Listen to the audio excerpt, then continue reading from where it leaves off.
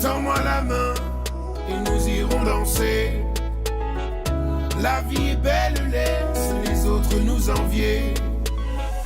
Je n'ai plus peur de mourir si je suis à tes côtés, peu importe. André, comment va? Super bien, ça va super bien. Comment tu veux que ça aille pas? Comme je te disais tout à l'heure, Exactement. Il fait super beau, il fait très chaud, mais idyllique, c'est ça. Idyllique, parfait pour une petite interview. Exactement, cadre idyllique, c'est parfait, tout va bien. On est là, on est bien, on est détente. Alors dis-moi, pour ceux qui ne te connaissent pas encore, est-ce que tu pourrais te présenter? Bah, je m'appelle André, je suis troubadour, j'allais dire, je pense. C'est ça, je pense que c'est le meilleur truc à dire en vrai.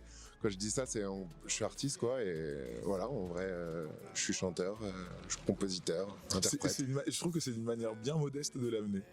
Bah en vrai, c'est... Non, je sais pas, j'aime bien dire troubadour, je trouve que ça fait un peu ça, quoi. C'est un peu troubadour des temps modernes, quoi, en vrai. Ok, d'accord. Ça. Vision intéressante du bail. Tu sais tous ces problèmes, on en fera des poèmes jusqu'à en perdre haleine, tu sais. T'es comme une âme en peine et je sais que tu saignes, les larmes que tu sèmes, je vois un avenir plein de rêves et de l'amour sans trêve, la douceur de ses lèvres. Vous les hommes, vous êtes tous les mêmes. Macho Mechi, bande de mauviettes infidèles, si prévisibles. Non, je ne suis pas certaine que tu le mérites. Vous avez de la chance qu'on vous aime. Ok, et du coup, t'es dedans depuis combien de temps? C'est quoi un peu ton parcours?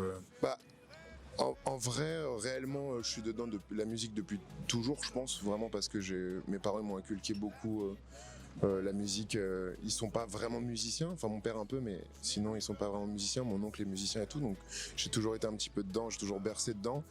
Après, j'ai commencé vraiment, pour de la vérité, j'ai commencé à faire de la guitare au collège, je pense, parce que il me fallait, je le dis souvent, mais en fait, il me fallait un moyen de draguer des filles, et t'as pas trop confiance en toi au collège, tu connais, tu doutes un petit peu, donc je me suis dit tiens, je vais faire de la guitare, en plus j'aime bien ça. La guitare, ça a toujours la cote, voilà, ça c'est intemporel. Hein. Et en gros, j'ai commencé à faire de la musique, on va dire un petit peu pour ça. Okay. Et je me suis vite fait rattraper en fait par le truc, et je me suis dit je pense que la guitare ça m'intéresse un peu plus que juste pour impressionner les filles ou apprendre à jouer de la guitare pour impressionner et tout. Parce et je suis vraiment je vois madame là-bas, donc du coup ça a été fait, et après on se dit du coup qu'est-ce qu'on fait de la guitare? On la garde pas? Non, en vrai voilà, c'est surtout voilà, après c'est quand même vraiment devenu une passion, et je me suis dit putain, en fait j'ai grave envie de jouer tout le temps, j'ai envie de chanter tout le temps, puis c'est venu un peu naturellement ensemble. Ok, et tu dirais que c'est à peu près à quel moment, à quelle étape que vraiment il y a eu ce déclic en mode vraiment je veux chanter en fait?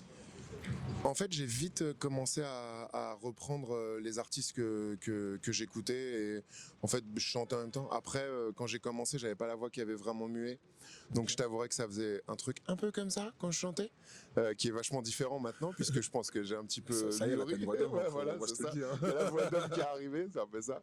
Donc au début, c'était un petit peu avec une petite voix un peu fluette, et puis tu te connais pas vraiment, tu vois, donc t'oses pas trop chanter au début devant les gens, donc tu chantes vraiment doucement, peu pour toi et tout. Et puis après, je me suis rendu compte que merde, genre j'adore la guitare et puis j'adore chanter, et en fait je fais que ça, je fais que chanter, je fais que de la guitare. J'ai pas trop envie d'écouter à l'école, je préfère chanter et tout ça et tout. Donc je me suis dit en fait je pense que c'est ça que je veux faire de ma vie, quoi. Ok, et donc du coup la première expérience de scène pour toi quand tu as commencé du coup à chanter avec la guitare, c'était quand? Ma toute première expérience de scène, elle est venue tard en vrai, parce que j'ai pas chanté devant des gens. Je chantais devant des gens, des soirées, des trucs comme ça et tout. Et je crois que ma première expérience de scène, j'ai chanté dans un bar. Je devais avoir genre 18 ans, je crois, un truc comme ça. Et j'ai chanté dans un bar sur Paris, un petit répertoire de reprises. Et j'avais grave kiffé. J'avais grave kiffé. Comment ça arrivé d'ailleurs? C'est un pote qui bossait dans un bar et qui m'avait entendu chanter et qui m'avait dit putain, j'adore comment tu chantes et tout.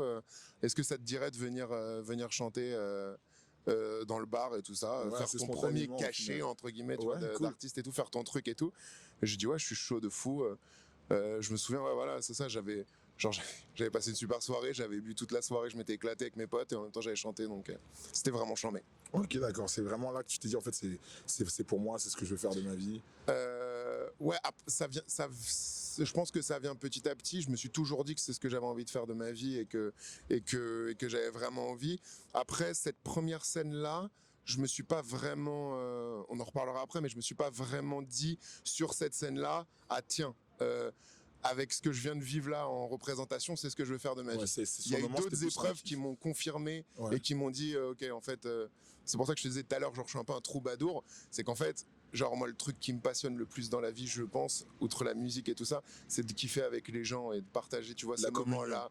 C'est d'avoir une sorte de communion avec les gens, une sorte de truc un peu, c'est un peu bateau, tu vois ce que je veux dire, mais il y a une sorte d'énergie qui se partage, tu vois, avec les gens et tout. Ouais. Et moi, je pense que c'est ma petite étincelle qui fait ça qui te fait vivre. Ouais, ça qui me fait kiffer de fou. Ok, d'accord. Et donc, du coup, ça s'exprime au travers de la musique, etc. pour toi. Voilà, moi, je l'exprime en chantant et à travers de la musique, comme quelqu'un peut l'exprimer avec la peinture, avec plein de choses. La danse ou autre. La danse, exactement. Okay, et tout. Je vois très bien. Et moi, mon vrai petit truc à moi, c'est vraiment de chanter avec les gens, de faire passer des émotions. C'est comme ça que je transmets mes émotions et que je récupère les émotions des autres personnes. Ok, très bien, c'est super cool. Franchement, en plus, c'est bien décrit, j'aime bien. C'est bien amené. Il me semble que tu as fait la Nouvelle Star. Ah ouais, j'ai fait la Nouvelle Star en 2015. En 2015, c'est ça, ouais. Ça remonte maintenant. Mais ouais, j'ai fait la Nouvelle Star en 2015. Tu gardes quel souvenir du coup? On garde quel souvenir? C'est hyper mitigé. Alors attention, je garde un super bon souvenir parce que, comme je te disais tout à l'heure, c'est vraiment à partir de ce moment-là et des expériences de scène et tout, parce que en vrai, comme je t'ai dit, je faisais pas beaucoup de scènes quand j'étais plus jeune.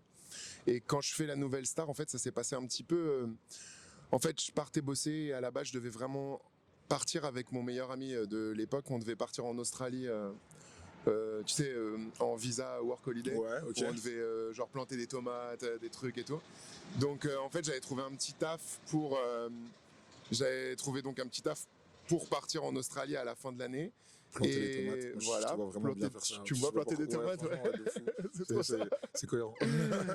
J'ai un peu une dégaine aussi de bûcheron canadien qui coupe du bois, des trucs comme ça et tout. Mais en vrai, donc on devait partir en Australie et ce qui s'est passé, c'est qu'on est parti en vacances ensemble et pendant les vacances, en fait, je venais de terminer une école de musique que j'avais fait à Paris et à la télé, il y a les castings de Nouvelle Star qui sont passés et ma mère m'a dit ah, tu viens de finir ton école de musique, ça serait cool que tu tentes les castings à la Nouvelle Star, truc et tout. Et puis moi, j'étais un petit peu c'est pas trop mon délire, je sais pas, j'ai pas trop envie de le faire et tout. Au final, je fais les casts, j'envoie une vidéo et je pars en vacances, donc avec mon meilleur pote, on part au Mexique. Et quand je rentre du Mexique, je me retrouve à recevoir donc un message qui me dit ouais, ça serait cool, on a bien aimé ton profil, que tu viennes passer les pré-casts et tout. Donc là, je t'enlève tout de suite la désillusion du truc. Tu sais, quand tu voyais, enfin à l'époque surtout, parce que la Nouvelle Star n'existe plus maintenant, mais à l'époque, tu sais, tu voyais les gens qui font la queue, genre pour passer devant le jury, ce qui n'est absolument pas vrai forcément, parce que le jury ne va pas avoir 1500 personnes dans la journée. En fait, tu fais cette première queue en attendant de passer devant un pré-jury qui va choisir ou pas si tu es apte, entre guillemets, à passer devant le jury. Et donc je passe cette journée-là, je passe devant les précasts et genre direct au précast, genre ils kiffent grave, ils me disent ouais, il faut absolument que tu passes devant le jury et tout. Donc arrive l'épisode de Nouvelle Star, tu passes devant le jury, puis la machine s'est un petit peu enclenchée. Et donc pour en revenir à ce que je disais tout à l'heure, et c'est là où en fait c'est une expérience incroyable. Vraiment, c'était vraiment incroyable humainement déjà. J'ai rencontré des artistes incroyables.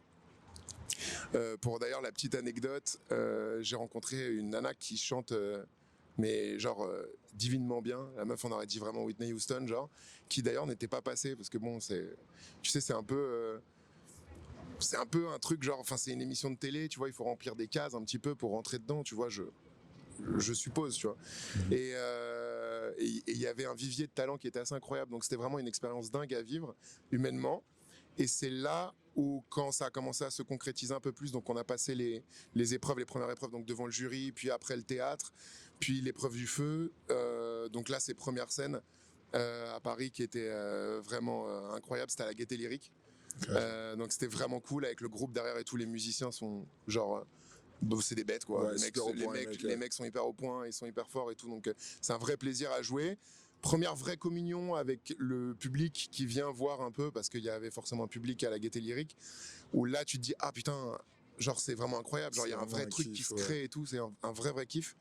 Et arrivent les primes. Et quand là, on est arrivé sur les primes, parce que c'est en direct et avec tout ce qui se passe, toutes les anecdotes, tout ce côté live et tout, où tu te dis putain, genre là, en gros, genre je suis live, l'émission va passer. Pour en gros te refaire une anecdote. T'as vu, je te relance trop d'anecdotes. Genre, anecdote sur anecdote. Mais en vrai. Mais ça fait ton parcours. C'est ça, voilà. Ça fait ça. Comment tu se goupilles assez spontanément. C'est exactement ça. Et en gros, tu te retrouves face à ça. Et donc, cette expérience-là, d'être vraiment face au public et de partager un truc. Là, je me suis dit, à cette période-là, je me suis dit, ok, ouais, concrètement, c'est vraiment ce que je veux faire dans ma vie, quoi. En fait, je me vois rien faire d'autre. J'ai fait plein de petits tafs. J'ai travaillé dans plein de trucs et tout.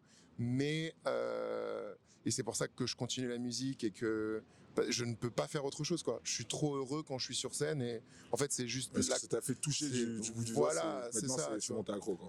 En fait c'est un peu ça. C'est un peu une drogue, quoi. Tu vois. Non, c'est un peu ça, genre. Et en fait je me rends compte que je suis heureux dans ma vie que quand je monte sur scène ou que je compose ou que je partage aux gens, ou même je suis friand des reprises et des covers que je poste sur mes réseaux sociaux. Pas d'ajouter quand t'es avec madame aussi, sinon tu vas avoir des problèmes. Vas-y, mais sinon continue.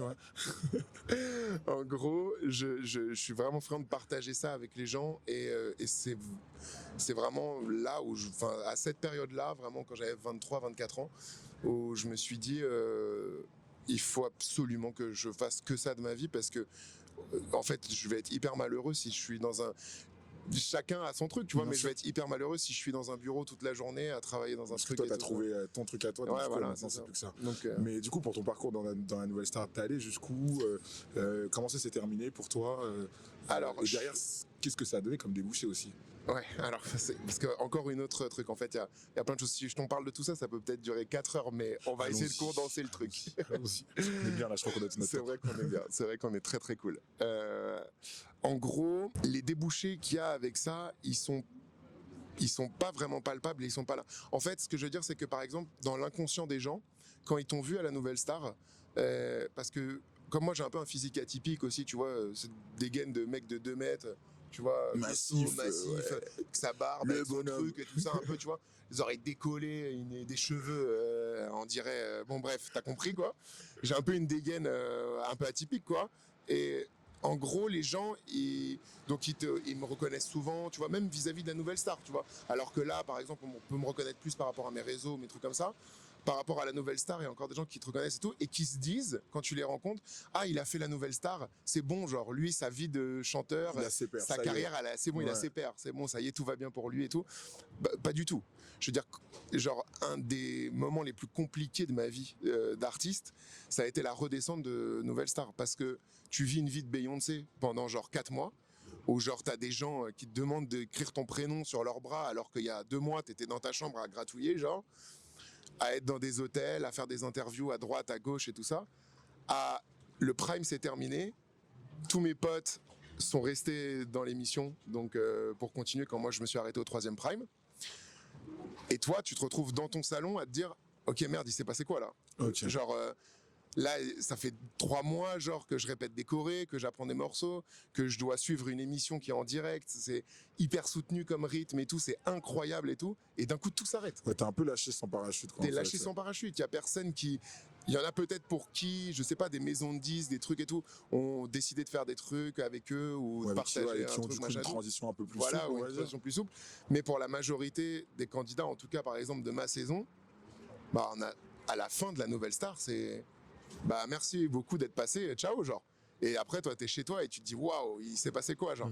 Donc j'ai eu un gros moment aussi où ça s'est un peu où j'étais vraiment un peu tu vois genre dans mon trou en train de me dire merde attends il s'est passé quoi. Genre je passe d'un truc où genre c'est un peu pas la fame tu vois parce que bon mais tu vis quelque chose d'incroyable. Tu vois, tu vis quelque chose d'incroyable et tout. Et tu retournes dans ton quotidien qui te semble un peu fade du coup parce que t'étais pas prêt du tout en fait. Le seul truc qui change, c'est quand tu vas chercher ton pain à la boulangerie, la boulangère elle te dit ouais j'ai regardé, c'était trop bien, tu vois. Mais sinon il y a pas vraiment de suite on va dire dans le métier. Tu vois ce que je veux dire? Il y a pas vraiment eu de suite, t'es un peu lâché. Pour moi, hein, je parle pour moi évidemment. Il y en a d'autres à qui ça arrive. Comment s'est fait donc la continuité pour que un peu tu retrouves l'envie de continuer et que tu aies le parcours que tu as jusqu'à aujourd'hui quoi? En vrai, c'est peut-être un peu cliché, je crois, je vais dire, mais c'est surtout mes proches, en fait. J'ai vraiment beaucoup de chance sur ça. C'est que j'ai des proches, que ce soit mes parents, mes amis, voilà, ma famille et tout ça, qui sont quand même graves derrière moi, tu vois. J'ai un profil un peu...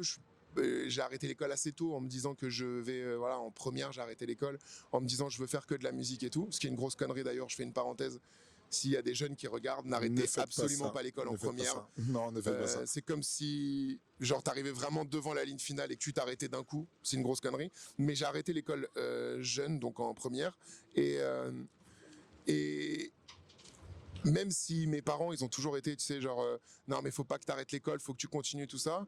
Dans mon art et tout, dans ma créativité, dans tout et tout, ils m'ont toujours soutenu et ils m'ont toujours poussé, ils ont toujours cru en moi. Donc ça a été incroyable, tu vois, vis-à-vis de mes amis, vis-à-vis des parents. T'as plein de personnes où t'as les parents qui disent bon, c'est bon, t'as fait tes conneries, t'as voulu chanter, ça y est, prends les choses sérieuses. arrête les conneries, arrête de chanter et reprends des études et des trucs. Donc ils m'ont toujours poussé vers ce qui me rendait heureux et tout. Donc ça a été incroyable. Et en fait, voilà, ce qui m'a fait reprendre un petit peu, parce que comme je te dis, j'ai eu un moment vraiment dark, genre vraiment sombre, tu vois, où je me suis dit, putain, merde, j'ai fait un Nouvelle Star, tout le monde pense que ça y est, ta carrière, elle est lancée, alors que, bah, pas du tout, tu vois. En fait, rien n'est lancé, et en fait, c'est à toi de faire le truc, et tu comprends pas trop, et donc j'ai eu ce moment un peu compliqué, et heureusement que j'ai eu ma famille, mes amis, ma mère, ma copine, mes potes, où tout le monde m'a dit mais lâche rien quoi, lâche rien, continue. Si t'as vraiment envie de vivre de ton rêve, il faut que tu donnes les moyens et que tu y ailles toi. Et en vrai, il y a un truc qui est très très con, c'est un peu bateau, mais il y a jamais personne qui vient taper à ta porte pour te dire ah tiens, ça serait cool que je fasse ça pour toi et tout. C'est à toi d'aller chercher toujours des trucs et tout. Donc c'est compliqué, c'est dur mais c'est comme ça quoi. Et du coup, dans le concret en termes de son, etc., t'es reparti sur quoi après cette expérience-là? Alors après cette expérience, j'ai passé beaucoup de petits trucs à me chercher déjà, à savoir quelle musique j'avais envie de faire. Comme je te dis, j'adore faire des reprises, j'adore m'imprégner de plein d'artistes et tout ça. Il y a plein d'artistes que j'aime énormément, donc comme il y en a tellement, ça peut passer de Bob Dylan, des Rolling Stones, les Beatles, à Mathieu Chédid, il y a tellement Orelsan, Stromae. Je suis très très fan de Stromae, vraiment. Très très fan de M, en paysage français, tu vois, de gens qui m'inspirent vraiment. Ouais, c'est en ce moment, en tout cas, mon mood du moment, les derniers qui m'ont vraiment inspiré, où j'ai dit, genre le dernier album de Stromae qui revient après une grosse coupure, après un énorme break de saturation, de vivre cette explosion qu'il a vécue. Je trouve qu'il est arrivé encore avec son nouvel album et genre il m'a mis sur le cul. Orelsan, j'ai adoré aussi son dernier album, on est parti le voir à Bercy. Après franchement j'écoute de tout, tu vois, j'écoute du Damso, j'écoute du SCH, j'écoute du alors genre je fais pas ce qu'ils font, tu vois, mais ils sont tous très inspirants et je fais pas beaucoup de covers d'ailleurs d'artistes de rap, mais ouais, j'écoute beaucoup de rap en vrai. En vrai, je me rends compte que j'écoute quand même beaucoup de rap. Ok. Et donc du coup, aujourd'hui, quand tu vas commencer à écrire, quand tu vas commencer à créer, le processus pour toi, comment ça se passe? En fait, c'est marrant parce que c'est vraiment, tu sais, parfois par période. Genre, en fait, j'ai pas... Et je devrais, tu vois, avoir ce côté hyper scolaire d'écriture et tout ça, ce que j'essaye de m'imposer, tu vois, de temps en temps, où tu te dis, bon, quand même, à un moment, bah, ça va être ton taf, quoi, tu vois, il faut que tu dises des trucs et tout, que t'écrives et tout. Mais en fait, ça vient surtout par vague, par feeling, par moment, tu vois. À un moment, je vais me sentir super bien, je vais avoir envie de dire quelque chose, je vais l'écrire, je vais composer. J'adore créer des trucs, en fait. Tu vois, j'adore créer des trucs. Même quand, tu vois, je poste mes covers et tout ça, c'est des choses qui existent déjà, mais j'aime les réinterpréter avec ma façon, avec mon feeling. Voilà, je m'approprie le truc. Enfin, j'essaye de m'approprier le truc et de partager le truc en me disant, voilà, j'ai adoré ce que l'artiste a fait. j'ai envie de le reprendre parce que ça évoque un souvenir. J'adore reprendre les chansons de Disney parce que je suis ultra fan de Disney, tu vois. J'adore le livre de la jungle, enfin j'adore tous les Disney, tu vois. J'ai 31 ans, je pleure devant les Disney, tu me vois, tu te dis pas genre lui il est dans son lit le soir en train de répleu devant un Disney, tu vois ce que je veux dire? Non, et pourtant c'est ce qui se passe, tu vois. Donc en vrai, j'essaye un maximum de fonctionner aussi comme ça, tu vois, au feeling. Dès que j'ai envie d'écrire quelque chose ou que j'ai une émotion, essayer de la retranscrire en écriture, essayer de la transmettre comme je la ressens sur le moment, quoi. Et du coup, si tu devais définir un peu ton style musical aujourd'hui, ton identité, ton positionnement, ce serait quoi? Mon style musical, aujourd'hui, je pense que avec ce que j'ai sorti dans mon EP, je pense que ça se rapproche plus de la variété pop un peu. D'accord. Tu vois, il y a un côté un petit peu pop et tout ça quand on a fait ça. Donc, je dirais que c'est de la variété pop aujourd'hui ce que je fais. Après, tu vois, rien n'empêche que un jour j'ai envie de faire un projet simplement en acoustique, tu vois, parce que j'adore chanter avec ma guitare seule, peut-être rajouter des petites percussions, des petits trucs et tout. Mais sinon, je pense que c'est dans de la variété pop un peu. Je m'inscris un peu dans ce délire-là, quoi. J'aime bien les morceaux un peu pop. Et puis comme je chante en français, ça se rapproche tout de suite très très vite, je trouve, de la variété quand tu chantes un peu en français.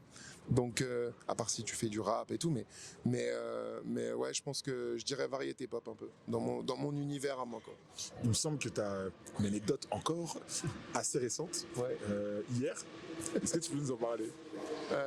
Hier, je peux t'en parler, ouais. Je suis pas vraiment redescendu du truc encore. Ouais. En gros, pour te la faire courte, t'as vu, je parle beaucoup, hein, mais en gros, pour te la faire courte, pour te la faire un peu courte, je suis ultra fan de M depuis que j'ai mais vraiment genre 13-14 ans, quoi. Et j'adore cet artiste, vraiment, il est incroyable. Et il a fait un petit truc sur ses réseaux récemment, donc pour la sortie de son nouvel album qui s'appelle Rivalité. Et il voulait partager un moment sur scène et il a fait monter des gens sur scène, tu vois, qui venaient même pas forcément d'univers de la musique et tout. Et il a demandé donc de partager la chanson Nombril sur les réseaux et tout. Donc comme moi je poste des trucs et que je suis ultra fan de lui, j'ai dit pourquoi pas. Enfin c'est surtout en fait on est parti le voir en concert à Angoulême, on a vu qu'il faisait ça. Et ma copine m'a dit mais pourquoi tu postes pas un truc sur ça, quoi, sur Nombril, pour partager un moment et faire un peu ton truc.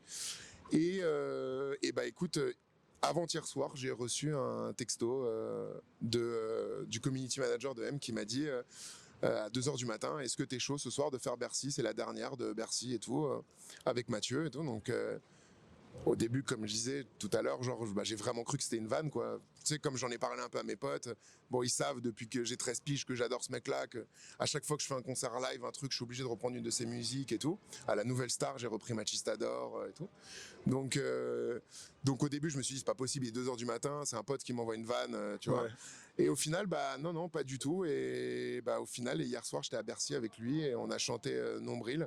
Et c'était incroyable, genre, mais vraiment c'est incroyable. Quoi une expérience comme ça? Comme je te dis, je suis pas vraiment encore redescendu, mais tu vois, quand je te parlais de communion avec les gens, les gens ne sont pas venus me voir à Bercy, évidemment sont venus voir M, mais ils ont été tellement bienveillants et il y avait vraiment ce côté où tu avais envie de partager avec eux et ils étaient hyper réceptifs, tu vois. Il a un public un peu, tu vois, un peu à son effigie, quoi. Il est hyper tendre, tu sens qu'il est très humain, le mec et tout, donc il y a vraiment ce côté genre où tu partageais ce moment avec eux et ils étaient hyper réceptifs. Donc, en fait, c'est incroyable. Tu vois, quand on a chanté le refrain, à un moment, ils me demandent de faire un peu une impro tout seul et tout. Et j'ai voulu partager ce moment-là et me dire, OK, moi, je veux chanter avec tout Bercy, tu vois. Les entendre tous chanter, il y a genre 20 000 personnes, je veux les entendre chanter. Et donc, je leur dis, ouais, OK, on va chanter le refrain ensemble. Et je commence à chanter le refrain. Et quand tout le monde chante le refrain, donc on est au milieu de la fosse, tu reçois une onde en toi qui est genre, mais...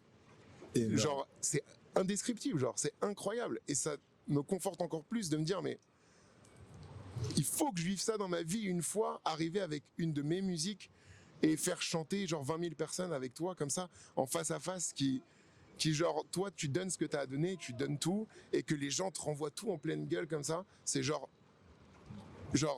j'ai même pas les mots, tu vois, c'est indescriptible, j'ai vécu un moment incroyable, genre incroyable. C'était fou, quoi. C'était un moment de partage dingue. Je peux pas dire que je vois ce que tu veux dire, parce que bien sûr que non, mais je vois en tout cas l'effet que ça te fait quand tu m'en parles, et j'avoue que ça a l'air d'être assez fort à vivre. Franchement, c'était vraiment une expérience incroyable. M, il est adorable, très humain, il est là pour partager le moment, partager un moment avec lui. C'était juste dingue, tu vois, genre, je sais pas, t'as peut-être quelqu'un que t'admires énormément dans le sport, dans la danse, dans le truc, tu vois, genre, je sais pas, par exemple, j'adore Zidane, tu vois. Là, j'ai vécu un peu le truc, genre, en mode, Zizou, il m'a appelé, il m'a dit, est-ce que t'es chaud qu'on aille faire un five ce soir, genre. Ouais, tu vois, je suis très chaud. Carrément. Je suis avec 2-3 potes, genre Ronaldo, Cristiano, machin et tout, on se fait juste un petit five tranquille. Tu viens? Ouais, je viens, je suis chaud, tu vois. Mettez-moi au cage, c'est pas grave. Juste, je kiffe avec je suis vous, là, tu et vois, vous, voilà. ok. Donc, Je vois le délire. mais tu vois un peu ce délire-là, et ben en gros, c'était vraiment de se retrouver, genre, face à face avec lui, partager ce moment qui est dingue, et en même temps avoir tout ce public-là avec qui partager le truc, incroyable, quoi. C'était vraiment incroyable, c'était vraiment dingue. Déjà, même les répètes, les balances, genre chanter dans Bercy vide, où tu te dis putain, genre dans 3 heures, genre ça va être rempli, il va y avoir 20 000 personnes, et t'es là, C'est assez fou. tu te dis genre, mais what, genre je vais vivre ça ce soir là, vraiment, alors qu'on vient de me prévenir il y a 12 heures, genre. C'est ça. Donc ouais, c'était vraiment incroyable. J'ai passé un moment dingue. Du coup, après une expérience comme ça, c'est quoi la suite pour toi? La suite pour moi, bah, je pense que en vrai toute ma vie ça sera déjà de créer, de continuer à faire ce que j'aime, et voilà, et de continuer à créer et à faire de la musique. Aujourd'hui, tu fais ça à plein temps, du coup? Aujourd'hui, ouais, je fais ça à T'arrives à en plein vivre et temps, j'arrive à en vivre grâce au réseau, tu vois, grâce à tout ça, donc c'est très très cool. Mais en vrai, je pense que ça sera, enfin, ma vie, ça sera toujours ça, quoi. Ça sera toujours la musique et créer, quoi. Refaire une émission de chant, oui, non? Refaire une émission de chant, mais en fait, il s'est passé plein de choses entre temps, tu vois. C'est pour ça que je t'ai dit, si on parle de tous ces trucs-là, ça peut prendre encore plus de temps, tu vois. Mais enfin, on m'a déjà contacté, j'ai déjà fait tous les castings de The Voice, et c'est arrivé à un moment de ma vie où en gros, je venais de monter un groupe avec des potes de pop urbaine, entre guillemets. On chantait et on rappait dessus. Comme je t'ai dit, j'ai des influences de rap à fond et tout. Donc j'avais un pote qui rappait. Donc on a monté un groupe qui s'appelait Café Crème. Et bah, The Voice est arrivé à ce moment-là pour me dire on aimerait vraiment que tu viennes et tout faire le truc. Donc je leur ai dit non, je peux pas. Je suis avec mon groupe. Là, je peux pas d'un coup tout planter pour tout le monde. Et ils m'ont dit, t'as pas vraiment. Enfin, tu vois, ils m'ont dit, bon, écoute, c'est dans 3 mois les castings, vois avec ta famille, parle-en et tout. Donc, au final, j'ai fait tous les casts. J'ai fait tous les casts parce que tu vois, ta famille, elle te dit forcément, Bien tu sais, sûr. c'est le télécrochet numéro 1 maintenant, faut que tu te remontres encore et tout, parce que c'est toute une question de. C'est ça aussi, tu vois, la vie d'un artiste, c'est aussi, bah, faut que tu te montres, faut que tu aies envie voilà, vu que tu as cette envie de partager toutes ces choses-là, bah, faut que tu te montres pour que tu touches un public le plus grand possible, parce Ouais, qu'il y a bien sûr. forcément dans ce public, tu sais, je pars du principe, on peut pas plaire à tout le monde, tu vois. Donc, plus tu vas toucher de personnes, en fait, moi, je vois ça comme ça, ces émissions, tu vois, plus tu vas toucher de personnes, plus tu vas peut-être avoir de chances d'avoir des personnes qui vont suivre ton délire et C'est qui ça. vont aimer ton délire, d'autres qui kifferont pas du tout et qui accrocheront pas. Mais bon, faut s'exposer, c'est comme ça, c'est la vie d'un artiste, en fait. Je pense que c'est ça. Tu t'exposes puisque tu crées des choses et après, bah, tu les donnes aux gens, concrètement. Quand tu fais un morceau et que tu le postes, on va dire aujourd'hui sur les réseaux et tout ça, bah, tu le donnes aux gens et tu leur dis voilà, un peu faites ce que vous voulez, voilà ce que j'avais envie de dire. Les gens accrochent pas, bon, c'est comme ça, tu vois. Mais en gros, il y a eu cette truc de The Voice et au final, j'ai passé genre 3 mois et demi de casting pour arriver au final, genre de passer, tu sais, devant le jury, là, les sièges qui se retournent et tout. Et genre, ils m'ont un peu foutu dans la merde parce que, bah, avec mon groupe, ça a été compliqué. Et pour qu'au final, me dire, bah non, en fait, on va pas te prendre pour les sièges, tu vois. Donc, j'étais un peu genre. Donc, en fait, je peux comprendre, tu vois. Eux, ils tournent une émission, il faut que tu rentres dans la case. Si Bien tu sûr. rentres pas à ce moment-là ou qu'ils te voient pas, ils se disent non, ça va pas plaire dans l'émission, au truc et tout ça, bon, bah, ils te prennent pas, tu vois. C'est le jeu aussi. Tu fais des castings comme tout le monde. Tu fais un casting, t'es pris, t'es pas pris, bon, bah, c'est comme ça. Mais en fait, je sais pas. Comme je t'ai dit, je marche beaucoup au feeling. Si ça se trouve, je vais peut-être être contacté par The Voice ou par une émission ou un truc et ils vont me proposer de faire quelque chose. Peut-être que sur le moment, ça va me faire kiffer et que je vais me dire, vas-y, let's go. Comme je te dis, après, c'est ça qui est trop cool, quoi. Tu fais des rencontres incroyables. Après, c'est comme je t'ai dit tout à l'heure, en fait, c'est pour faire un débrief total de ce que les émissions de télécrochet ou toutes ces émissions-là t'apportent, c'est que ça t'apporte une visibilité, mais il n'y a pas vraiment d'aide derrière. En tout cas, dans ce que je connais, de ce que moi j'ai vécu, et la majorité des autres personnes que j'ai côtoyées dans ce truc-là, c'est à toi de faire ton truc. Et en vrai, ce qui est logique, tu vois, c'est à toi de te battre pour faire ton truc, pour te faire connaître, te faire truc la musique. Ça, c'est juste un peu une mise en spotlight, quoi, tu vois ce que je veux dire. Je vois très bien. Et du coup, en termes de sortie, pour toi, très prochainement, qu'est-ce qu'on peut attendre? Très prochainement, pour l'instant, pas grand-chose, parce que je suis en train d'écrire, je suis en train de refaire des trucs. Donc là, très prochainement, en termes de sortie, pas grand-chose, mais il y a mon EP qui est sorti et qui est déjà dispo sur toutes les plateformes, et qui s'appelle Kaléidoscope, sur lequel j'ai fait 6 titres. Et donc en fait 5 titres et 2 titres, donc le titre Crois-moi en version studio et le titre Crois-moi en version acoustique. Donc pour l'instant il y a ça qui est sorti, et puis là je suis en écriture, en recherche de voir ce que j'ai envie de faire et vers où je vais repartir, dans quel délire je vais repartir et tout ça, quoi. Très bien. Écoute, là on arrive sur la fin de l'interview. On a un petit rituel chez For The Best pour finir qui va beaucoup te plaire. Okay. C'est que voilà, on amène chaque artiste à aborder un sujet, quel qu'il soit, un peu dans l'esprit de si demain cette interview elle permet d'avoir un peu de visibilité, quel est le sujet que tu aurais aimé aborder. Du coup, je t'écoute là-dessus. Quel sujet j'aurais aimé aborder? Il y en a plein. Il y a plein de sujets que j'ai envie d'aborder. Un sujet que j'ai envie d'aborder particulièrement. Ouais, il y a un truc que j'ai envie d'aborder. En vrai, c'est un peu un message que j'ai envie de faire passer. Je pense que la plus belle chose qui puisse nous arriver en tant qu'être humain dans la vie, c'est de faire les choses qui nous passionnent et qu'on aime par-dessus tout. Et j'ai envie d'encourager toutes les personnes, même si c'est très dur, puisque c'est mon cas. Là, aujourd'hui, je vis de la musique et tout ça, mais je suis pas... voilà, tu vois.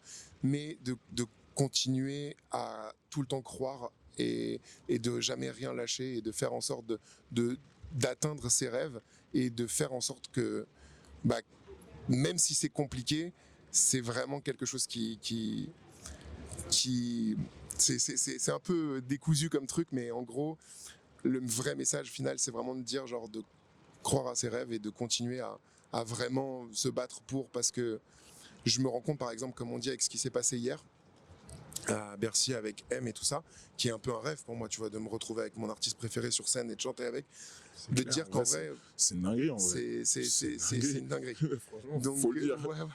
Donc de jamais lâcher et de toujours essayer de faire un maximum d'efforts pour vivre de ce qu'on aime et de toujours se battre, peu importe ce que les gens vont dire autour. Et je pense que le plus important dans la vie, c'est de faire quelque chose qu'on aime. Si tu passes genre 80% de ton temps au travail, donc moi je suis parti du principe où je me suis dit, en fait, autant que mon travail ça soit quelque chose qui me plaise et qui me passionne et qui me donne envie de me lever, parce que même comme ça c'est compliqué de bosser déjà.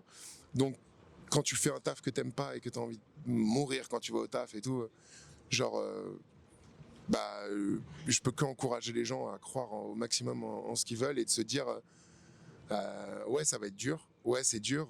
Oui, par exemple dans l'artistique, il y a beaucoup de parts de chance, il y a beaucoup de parts de plein de choses et tout, mais rien que pour vivre ça, genre, faut y aller à fond, quoi. Donc s'il y a un message que je dois passer à tout le monde et un sujet que j'ai envie d'aborder, c'est de dire aux gens de croire en leurs rêves et de se battre pour arriver à atteindre ces rêves-là et d'essayer de faire un maximum en sorte de passer le temps de travail et que ce temps de travail te rende heureux, quoi, entre guillemets, quoi. En gros, c'est un peu ça ce que je voulais dire, quoi. Écoute André, merci pour ce message. Merci pour cette interview. Et puis j'espère qu'il y a encore plein de belles choses qui t'attendent, du coup. Écoute, j'espère, merci. Plein de petites anecdotes quand tu reviens. Voilà, c'est ça. Je reviendrai encore avec plein d'anecdotes et on fera des interviews de 6 heures. Exactement, voilà, des formats longs avec André pour une interview de 8 heures. Exactement, mais en attendant, pour aujourd'hui, c'est terminé. Donc merci à toi encore. Merci à toi, c'était très cool. C'est André dans la base musique.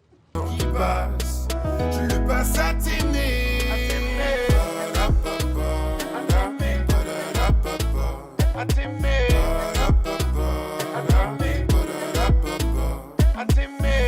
Regarde mon cœur qui s'enivre et mon eau jusqu'à ce que mort s'ensuit.